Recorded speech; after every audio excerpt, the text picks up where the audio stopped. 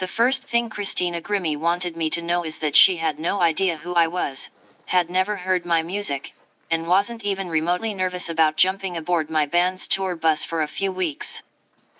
It was late February 2016 and I was welcoming Christina and her brother Mark onto my bus, while we both supported Rachel Platten on her Wildfire tour. The tour was exciting, the crowds were hyped, and Christina opened every show, singing and playing piano with Mark accompanying her on guitar.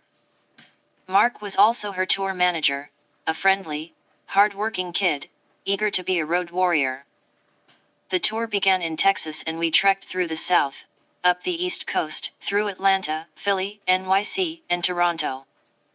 In Boston, we celebrated Christina's 22nd birthday on stage during a show, Rachel leading the crowd in a sing-along while Grimmie, as she was often called, blew out her candles. Christina, a Marlton, New Jersey, native, was smart and ambitious. Shy, but warm. She was polite, but also had a wonderfully youthful arrogance about her that seemed to say hang around with me long enough and you might get to be a part of my biopic. She was impossibly young. She adored video games and had the type of collection of consoles and games that I dreamed of having as a kid, all in cool gamer travel suitcases. And because she was young, she usually left the games and wires all around the bus for us to clean up. Every spare moment she had, she was gaming, often with friends she'd met online, who came to meet and visit her on tour. She was also impossibly tiny, like a high school freshman. She was small in a room, keeping to herself, but when she opened her mouth to sing on stage, she erupted with the power and control of Whitney, Stina, and Robert Plant.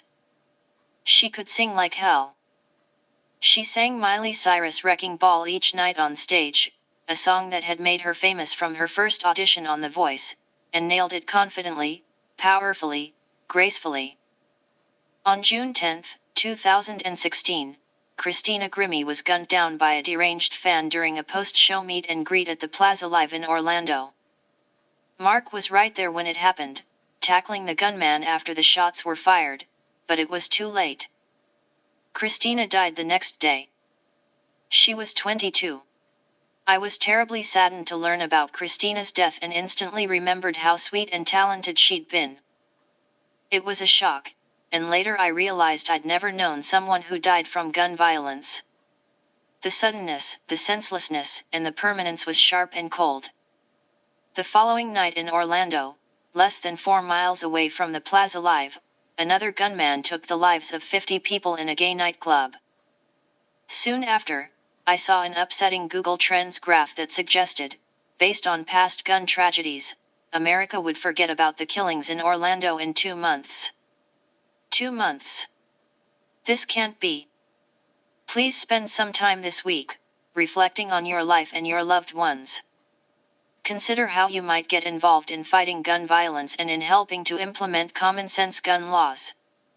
As a nation, we must not get bogged down in rhetoric and empty talking points, but must find real solutions. I will be continuing to fight for gun safety, in the memory of Grimmie. Eric Hutchinson is a singer, songwriter, and performer living in New York City.